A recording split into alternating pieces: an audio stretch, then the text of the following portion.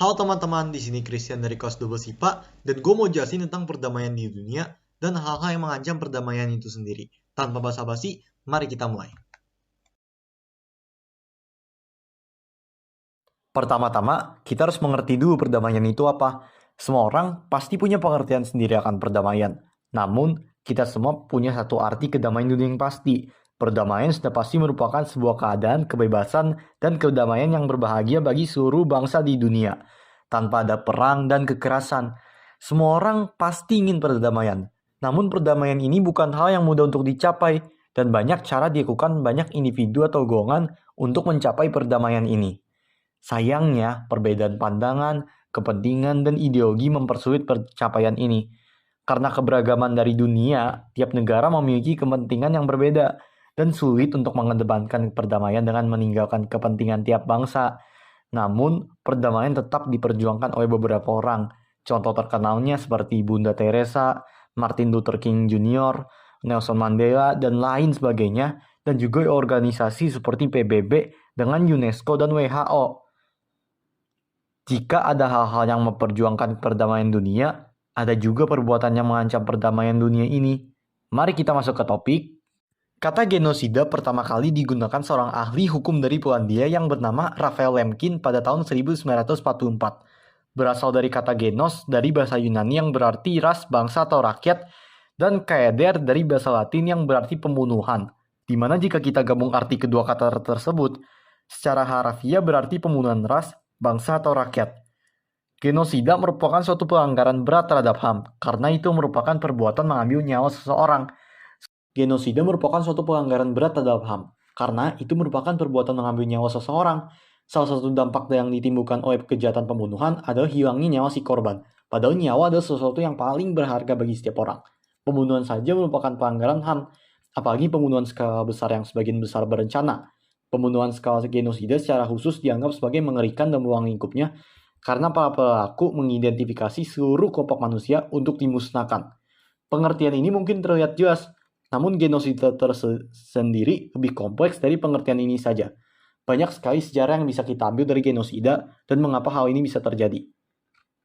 Genosida sudah ada sejak peradaban manusia.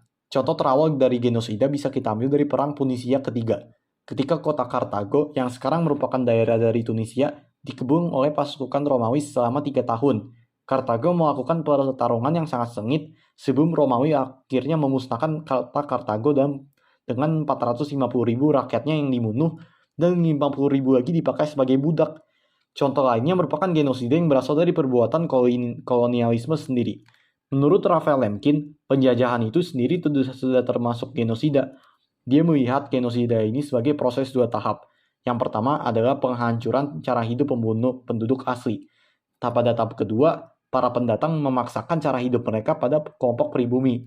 Perbuatan ini tersebut etnosida atau etnocide oleh Lemkin, di mana budaya hidup kaum pribumi dimusnahkan oleh para penjajah, sehingga meski mereka masih hidup, mereka kehilangan identitas mereka. Contoh genosida ini adalah pembantaian suku India di benua Amerika oleh bangsa Eropa pada tahun 1948, pembantaian suku aborigin, penjajahan Prancis terhadap kaum pribumi Algeria, dan etnosida Jepang terhadap kaum pribumi Ryukyu. Religious cleansing atau secara harafiah pembersihan agama merupakan istilah yang terkadang digunakan untuk merujuk pada pemindahan penduduk dari wilayah tertentu berdasarkan agamanya. Sepanjang zaman kuno, pembersihan populasi sebagian besar dimotivasi oleh faktor ekonomi dan politik, meskipun faktor etnis kadang berperan. Contoh terkenal dari kasus ini adalah Perang Salib, serangkaian perang agama antara Kristen dan agama Muslim yang dimulai terutama untuk mengamankan kendali atas tempat-tempat suci yang mereka anggap suci oleh kedua kelompok.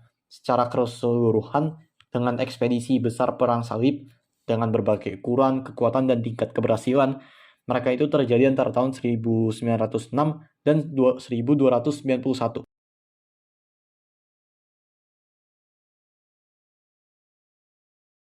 Berasal dari kata tere yang artinya menakut-nakuti, teror merupakan orang yang menggunakan kekerasan untuk menimbulkan rasa takut biasanya untuk tujuan politik. Menurut Webster's New World Dictionary, terorisme menggunakan kekerasan atau mengancam untuk merusak moral, mengintimidasi, dan menaklukkan. Sehingga teror ini menebarkan teror dan ketakutan secara luas dan berakibat pada penderitaan secara fisik dan psikis. Terorisme terencana dengan baik dan golongan yang bersangkutan biasanya melakukannya dengan sifat militer. Mereka meraih untuk tujuan politik tertentu, namun cara melakukannya tidak mempedulikan norma apapun, sehingga tindakan terorisme merupakan pelanggaran HAM dan kriminal tingkat kejahatan terhadap umat manusia. Tentu saja, faktor mengapa terorisme bisa terjadi karena adanya perseteruan ideologi, fanatisme agama, pemberontakan, dan meraih kemerdekaan bagi negara mereka. Seperti genosida, terorisme sudah berkembang berabad-abad yang lalu. Kasus pertama kita bisa ambil dari sejak abad pertama, di mana kaum Zelot Yahudi di provinsi Yudea yang diprakarsai oleh Yudas dari Galilea memberontak melawan kekaisaran Romawi dengan membuat cabang kaum Zelot yang disebut Sikarii. Upaya mereka juga diarahkan terhadap kolaborator Yahudi seperti orang Saduki, pendekar kuil, Herodian, dan elit kaya lainnya. Menurut sejarawan kontemporer Josephus, Sikarii akan menyembunyikan bati pendek di bawah jubah mereka, bergaul dengan orang banyak di festival pasar, dan membunuh korban mereka, dan kemudian menghilang lagi ke dalam kerumunan yang panik. Pembunuhan mereka yang paling berhasil ada terhadap imam besar Israel Yonatan. Namun, terorisme modern baru muncul pada masa Revolusi Perancis, di mana masa itu penuh dengan kekerasan selama 11 bulan, selama masa Revolusi Perancis itu sendiri. Pada masa ini, orang Prancis yang tidak mendukung revolusi dipancung dengan giletin, di mana pada masa inilah kata terorisme pertama muncul pada terjemahan kata-kata yang dipakai oleh masa Prancis. Selama peradaban manusia dan budaya yang berbeda tetap ada, kegiatan terorisme selalu terjadi. Contoh kasus terorisme modern adalah Persaudaraan Fenian dan cabangnya Persaudaraan Republik Irlandia. Keduanya didirikan pada tahun 1858 sebagai kelompok nasionalis dan Katolik revolusioner, militan baik di Irlandia maupun di antara komunitas emigran di Amerika Serikat yang didirikan dengan tujuan mendirikan republik mereka di Irlandia dan mulai sering melakukan tindakan kekerasan di Irlandia, metropolitan Inggris untuk mencapai tujuan mereka melalui intimidasi. Kasus satu ini merupakan salah satu kasus awal yang menggunakan teknik terorisme modern. Osama bin Laden, yaitu kasus kedua kali ini, mendirikan Al-Qaeda. Pada bahasa Arabnya berarti pangkalan, sebuah gerakan jihadis Islam untuk menggantikan negara-negara muslim yang dikuasai atau didominasi oleh Barat dengan fundamentalis Islam rezim.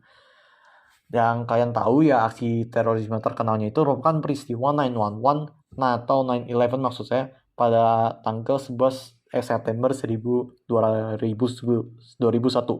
di mana 19 orang yang berafiliasi dengan Al-Qaeda membajak 4 jet penumpang komersial yang semuanya menuju ke California. 2 jet pertama mereka arahkan ke World Trade Center di New York City. Ya, gambarnya udah di mana-mana tersebut. Yang ketiga di Pentagon di Arlington County, Virginia, itu kayak tempat markas tentaranya Amerika Serikat, dan keempat awalnya ditujukan untuk Gedung Putih atau White House, yaitu tempat pemerintahan utama, tempat presiden tinggal di Amerika Serikat. Namun gagal, mereka mendarat ke Shanksville, Pennsylvania. Akibat penyerangan tersebut, 2.996 orang, termasuk 19 pembajak, tewas, dan lebih dari 6.000 lainnya terluka-luka. Contoh terorisme di Indonesia adalah banyaknya kasus pengeboman gereja yang terjadi di berbagai daerah. Salah satunya ada pengeboman Makassar 2021, yaitu sebuah peristiwa ledakan bom yang terjadi di depan gereja Katedral Makassar, Kota Makassar, Sulawesi Selatan, Indonesia pada tanggal 24 Maret 2021.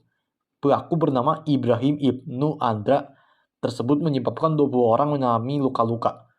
Kasus pengeboman gereja lainnya adalah bom gereja Surabaya, yaitu terjadi pada tahun 2018, bom gereja Santa Ana pada tahun 2011, dan lain sebagainya.